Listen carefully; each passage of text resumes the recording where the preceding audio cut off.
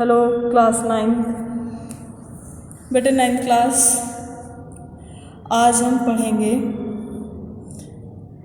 लोकतांत्रिक राजनीति में पाठ 3 चुनावी राजनीति, है ना, कि चुनाव की कैसी प्रक्रिया है, स्वतंत्र देश में चुनाव क्या महत्व रखते हैं और चुनाव जो हैं वो किस प्रकार किए जाते हैं। चुनाव का जो आयुक्त होता है, चीफ होता है, वो स्वतंत्र होता है, निष्पक्ष होता है और उस पर किसी भी दल का, किसी भी पार्टी का, किसी भी बाहुबली का, किसी भी शासनाधिकारी का कोई प्रभाव नहीं पड़ता। तो पाठ की शुरुआत करते हैं चुनावी राजनीति। अध्याय 1 में हमने देखा कि लोकतंत्र के लिए, लोकतंत्र होता है डेमोक्रेसी, है ना, और ये मैंने पहले भी बताया था कि लोकतंत्र क्या है। तो एक अब्राहम लिंकन की परिभाषा है कि जनता का शासन जनता के लिए और जनता के द्वारा किया जाता है, उसे हम क्या कहते हैं, लोकतंत्र कहते हैं। हमने देखा कि लोकतंत्र के लिए यह न तो संभव है और ना ही जरूरी है कि लोग सीधे शासन करें।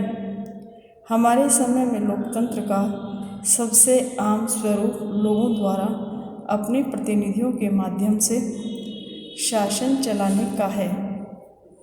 इस अध्याय में हम देखेंगे कि किसी लोकतंत्र में प्रतिनिधियों का चुनाव कैसे होता है। क्या देखेंगे भाई, लोकतंत्र में प्रतिनिधियों का चुनाव कैसे होता है। क्या आप देखेंगे कि लोकतंत्र में प्रतिनिधियों का चुनाव कैसे होता है ना।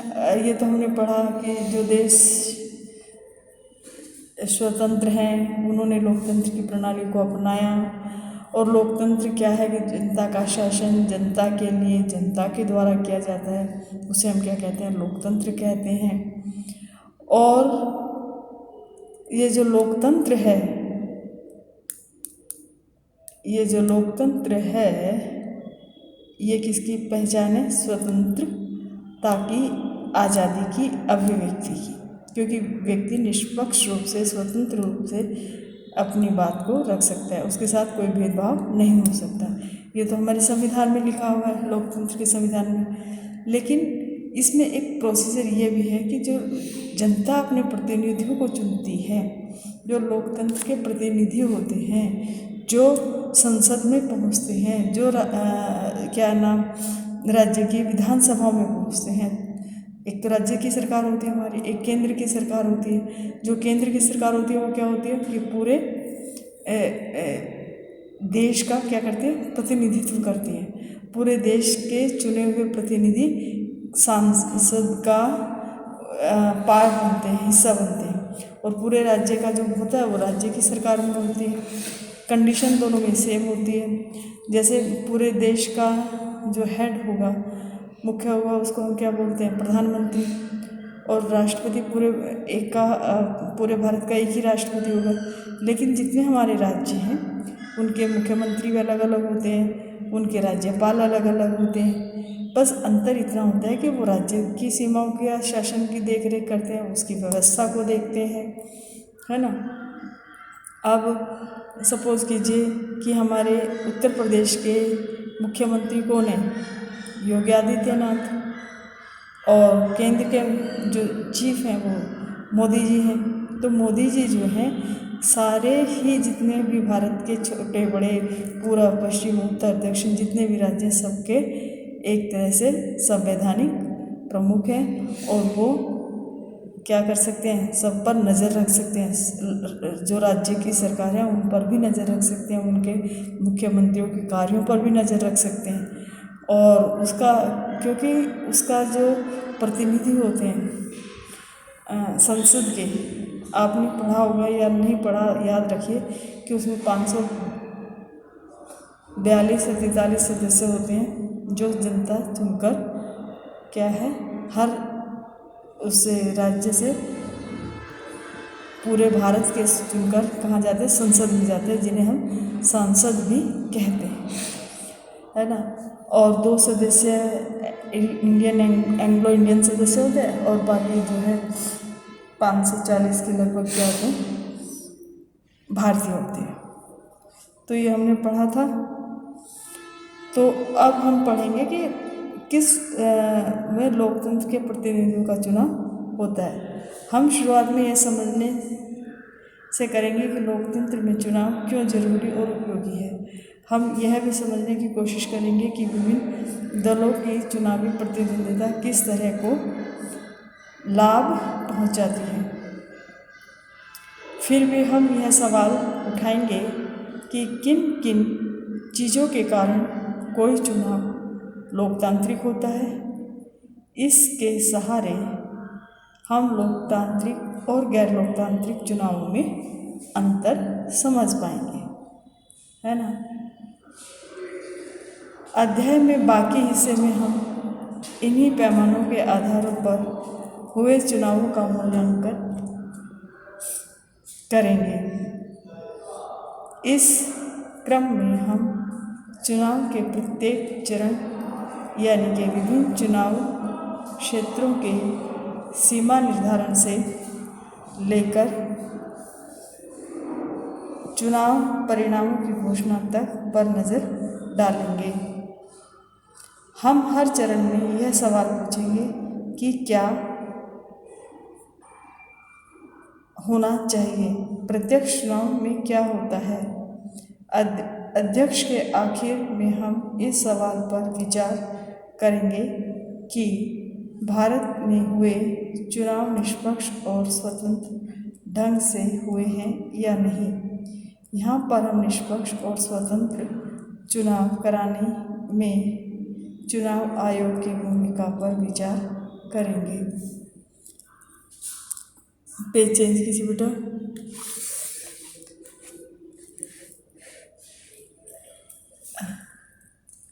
अब हम पढ़ेंगे कि चुनाव क्यों।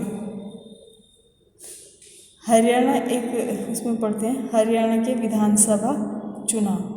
आधी रात के बाद का समय, उत्सुक भीड़ शहर के चौराहे के पास पिछले 5 घंटों से अपने नेता के आने का इंतजार कर रही थी।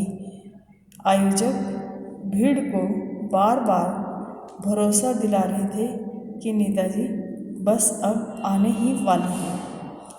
जब भी कोई गाड़ी पास से गुजरती तो लोग अपने नेता को देखने की उम्मीद में उठ खड़े होते। उन्हें लगता कि हमारे नेता आ गए।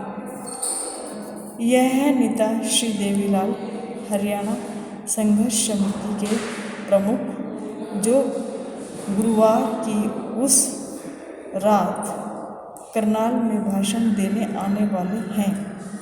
76 वर्ष के इस देश को आजकल जरा भी फुर्सत नहीं है। उनका राजनीतिक कार्यक्रम सुबह 8 बजे से शुरू होकर रात 11 बजे तक चलता है। आज सुबह से उन्होंने 9 चुनावी सभाओं में भाषण दिया है।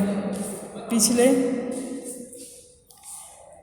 23 महीनों से वे लगातार जनसभाएं कर रहे हैं और चुनाव की तैयारियां कर रहे हैं। तो ये है कि भाई जब हमारा कोई बहुत फेवरेट प्रसिद्ध या जिसको जनता बहुत ज़्यादा चाहती है तो उसके इंतजार में वो क्या करती है, घंटों घंटों बैठी रहती है और उसकी एक झलक पाने के लिए। तो यह हरियाणा में 1987 में हुए विधानसभा चुनावों से जुड़ी एक खबर का क्या है, एक अखबार की खबर है। जो देवीलाल जो थे 1987 में जो विधानसभा चुनाव हुए थे उनसे जुड़ी खबर है। राज्य में 1982 में कांग्रेस पार्टी की अगुवाई करने वाली सरकार थी। तब विपक्ष के एक नेता चौधरी देवीलाल ने न्याय नामक युद्ध आंदोलन का नेतृत्व किया और लोकदल नामक अपनी नई पार्टी का गठन किया। उनकी पार्टी ने उनकी पार्टी ने चुनाव में कांग्रेस के खिलाफ अन्य विपक्षी दलों को मिलाकर एक मोर्चा बनाया। अपने चुनाव प्रचार में देवीलाल ने कहा कि अगर उनकी पार्टी चुनाव जीतती है तो वे किसानों और छोटे व्यापारियों के कर्ज माफ़ कर देंगे। उन्होंने वादा किया कि यही उनकी सरकार का पहला काम होगा। लोग तब की सरकार से नाखुश थे, देवीलाल के वादे की तरफ आकर्षित हुए। इसलिए जब चुनाव हुए तो उन्होंने लोक दल और उसके सहयोगी दलों के पक्ष को जमकर वोट दिया। लोक दल और उसकी सहयोगी पार्टियों को राज्य विधानसभा की 90 सीटों में से 76 पर जीत हासिल हुई। लोक दल को अकेले ही 60 सीटें मिली और उसे स्पष्ट बहुमत मिला। कांग्रेस के हाथ में सिर्फ 5 सीटें लगी। चुनावी नतीजों की घोषणा के बाद तत्कालीन सरकार के मुख्यमंत्री ने पद छोड़ दिया और लोकदल के नवनिर्मित विधायकों ने देवीलाल को अपना नेता चुना। राज्यपाल ने देवीलाल को नए मुख्यमंत्री के रूप में काम संभालने का निमंत्रण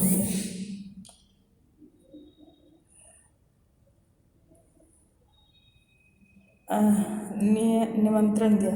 चुनावी नतीजे की घोषणा के 3 दिन के अंदर वे मुख्यमंत्री बन गए।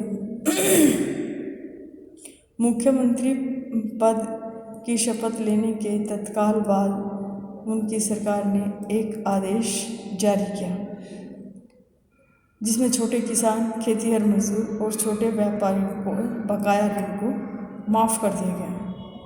उनकी पार्टी ने राज्य में 4 वर्षों तक शासन किया। अगले चुनाव 1991 में हुए। इस बार पार्टी को लोगों का समर्थन नहीं मिला। कांग्रेस पार्टी ने चुनाव जीता और सरकार बनाई।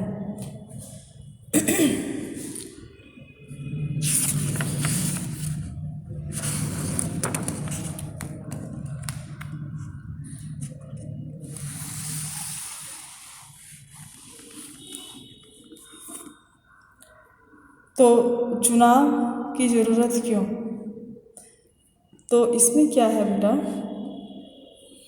कि किसी भी लोकतंत्र में नियमित अंतराल पर चुनाव होते हैं। एक निश्चित समय के बाद, एक निश्चित पीरियड के बाद चुनाव होना जरूरी है।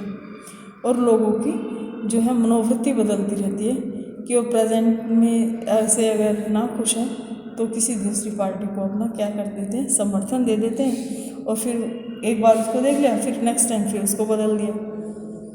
दुनिया के 100 से अधिक देश ऐसे हैं जहां जनप्रतिनिधियों को चुनने के लिए चुनाव होते हैं। हम यह भी जानते हैं कि ऐसे अनेक देश जो लोकतांत्रिक नहीं हैं वहाँ भी चुनाव होते हैं। पर हमें चुनावों की कोई ज़रूरत क्यों होती है? आइए बिना चुनाव वाले लोकतंत्र की कल्पना करें। अगर सारे लोग रोज़ साथ बैठे और सारे फैसले मिलजुल कर लें तब बिना चुनाव के लोगों का शासन संभव है। लेकिन जैसा हमने अध्याय 1 में देखा कि किसी भी बड़े समुदाय के लिए ऐसा करना संभव नहीं है। ना ही यह संभव है कि हर किसी के पास हर मामले पर फैसला करने का समय और ज्ञान हो। इसलिए अधिकांश लोकतांत्रिक शासन व्यवस्थाओं में लोग अपने प्रतिनिधियों के माध्यम से शासन करते हैं। क्या चुनाव के बिना भी लोकतांत्रिक ढंग से प्रतिनिधियों का चुनाव किया जा सकता है? क्वेश्चन मार्क है ना? किया जा सकता है क्वेश्चन। आइए एक ऐसी जगह के बारे में कल्पना करें जहाँ प्रतिनिधियों का चुनाव उम्र और अनुभव के आधार पर किया जाता है। या ऐसी जगह की कल्पना करें जहाँ प्रतिनिधियों का चुनाव शिक्षा या ज्ञान के आधार पर होता हो। किसी ज़्यादा अनुभव या ज़्यादा ज्ञान है, यह तय करने में थोड़ी परेशानी आ सकती है, पर यह मान लें कि लोग मिलजुल कर इन परेशानियों को दूर कर लेंगे। स्पष्ट है, फिर ऐसी जगह पर चुनाव की जरूरत नहीं रह जाएगी।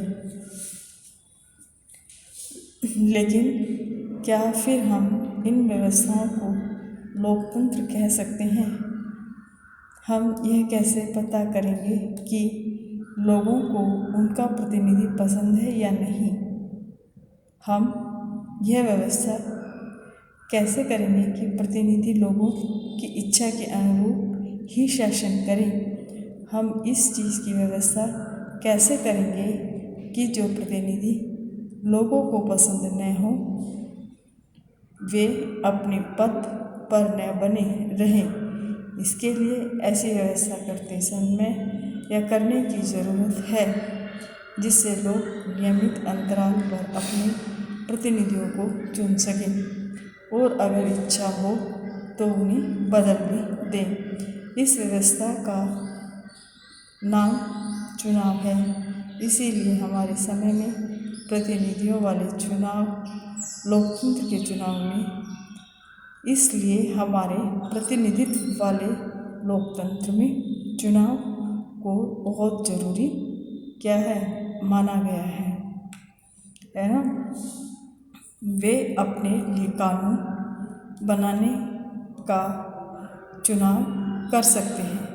वे अपने लिए कानून बनाने वाले का चुनाव कर सकते हैं। वे सरकार बनाने और बड़े फैसले करने वाले का चुनाव कर सकते हैं। वे सरकार और उसके द्वारा बनने वाले कानूनों का दिशा निर्देशन करने वाली पार्टी का चुनाव कर सकते हैं। तो बेटे, आज हमने पढ़ा कि चुनाव लोकतंत्र में क्यों ज़रूरी है। ये लेसन आप रीड करेंगे, पढ़ेंगे और समझेंगे। कल फिर हम इसके आगे पढ़ेंगे। ठीक है, आज के लिए।